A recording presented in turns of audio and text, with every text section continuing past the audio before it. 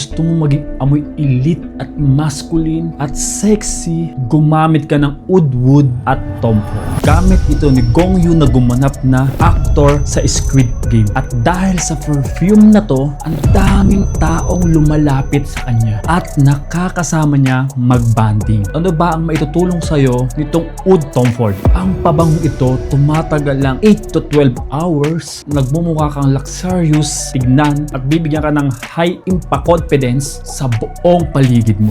B. Anong scent profile nito? Woody, resinous na oud na may warm spices, amber at may konting floral o leather notes. Saan lugar ito bagay? Pang gabi mo, pang formal occasion mo, kapag sa malamig na panahon ka pumunta, at kung gusto mo ng rich at sophisticated na signature scent. Kaya good news ko sa'yo, gumawa ako ng decant na kasame nito. Merong pang lalaki at merong pang babae. Kung gusto mo makuha ngayon at mag-stand out ka sa buong crowd at ikaw ang maaamoy ng mga tao, click mo yung link sa comment section dahil sure ako na itong oud ni Tom Ford ay premium at attention grabbing na oud. Solid itong subukan kung gusto mo ng bold, refined, woody na pabango. Kaya kung hindi ka pinapansin ng gusto mong babae o lalaki at kung